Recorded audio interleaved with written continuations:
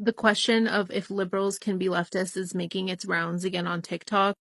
I'm a leftist and I'm a Democrat, and that's not a contradiction. They never call them a leftist. My name's Ome. I'm a political science and sociology double major. I attend one of the top 10 universities in the world, and this question falls almost too neatly within both of the fields that I am studying in. First, I'm going to talk about capitalism and how it's related to this. Then I'm going to talk about liberalism versus conservatism. And finally, I'm going to talk about the Overton window and what leftist infighting is. Before we can talk about if liberals can be leftist, we first have to establish what capitalism is. According to Oxford Dictionary, capitalism is an economic and political system in which a country's trade and industry are controlled by private owners for profit.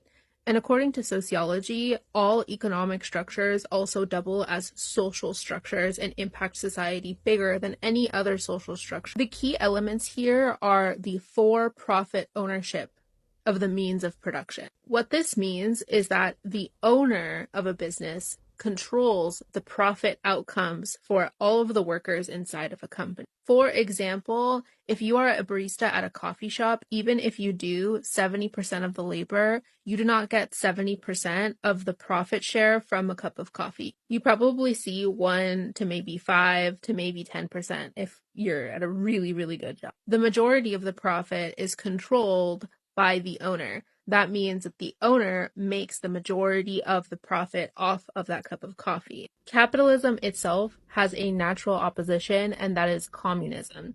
Communism, by every recognized institution, is on the political left. It is considered the furthest leftmost point in all of politics. Now I'm going to define liberalism and conservatism, which are respectively the Democratic and Republican parties' political ideologies. Oxford Dictionary defines liberal as relating to or denoting a political and social philosophy that promotes individual rights, civil liberties, democracy, and free enterprise. The key aspect of this definition is free enterprise. Enterprise is a synonym for company or business, or commercial undertaking, aka a free market. A conservative, on the other hand, favors free enterprise, private ownership, and socially traditional ideas. Hopefully, by this point, you've been able to put 2 and 2 together and recognize that liberalism and conservatives are both working to reform capitalism.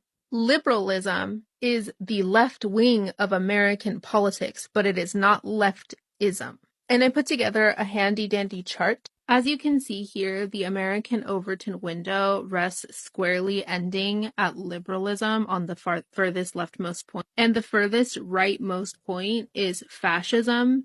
This is because capitalism actually naturally deteriorates into fascism. Free market trade is predicated on the constant consumption of products. These products, of course, are naturally produced by exploitation. Going back to the barista metaphor, why does the owner, who does no more work, inherently get more money for doing less? American capitalism argues that the owner did something by simply owning things. This is the same thing that happens when a landlord owns a home and doesn't do anything to that home, doesn't even work in that home. All they do is own things.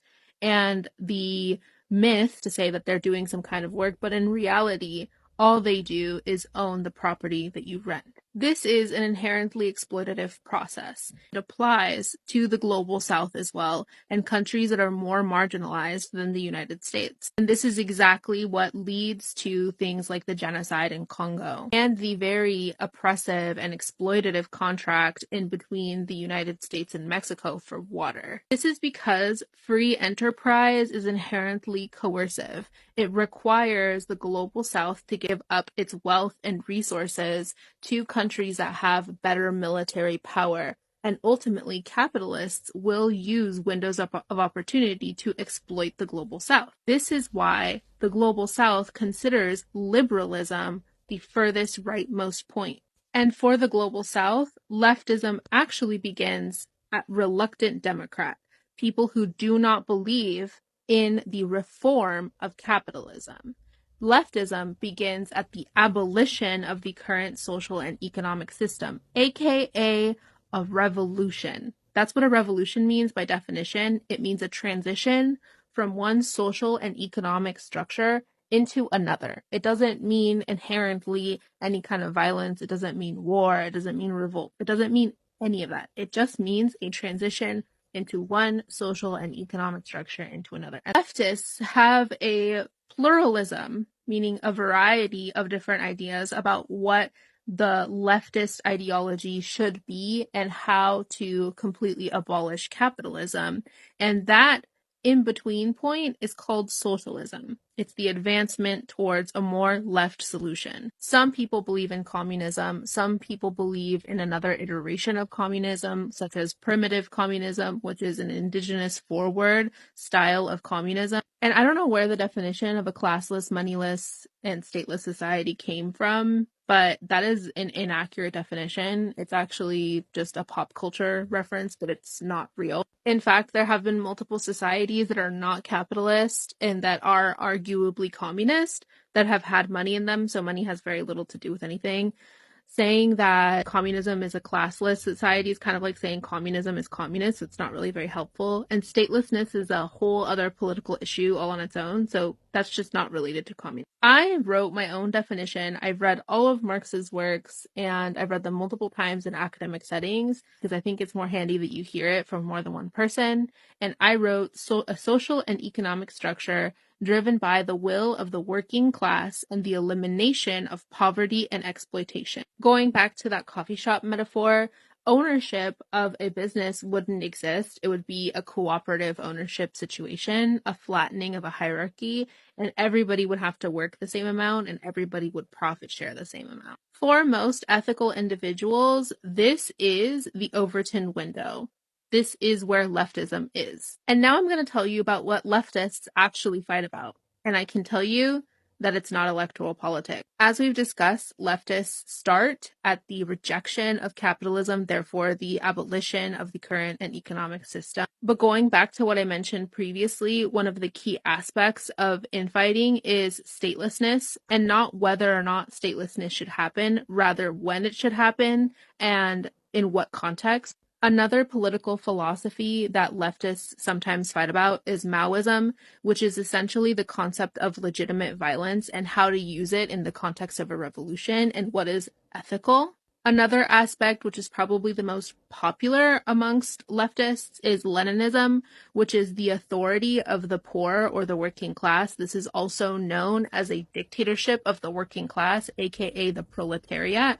And generally, the majority of leftist infighting is how to achieve a more socialist society. It has very little, if not completely not any relationship to electoral politics altogether, because the bipartisan monopoly inside of politics in the United States are reformists. They seek to reform the political system, the social and economic system of capitalism. And leftists reject capitalism. Sorry, this was a long one, I know, but it's kind of an important thing to realize, and I really wanted to settle this from an academic point of view. So no, you can't be a liberal and a leftist because liberalism operates to advance capitalism, and leftism works to advance leftism.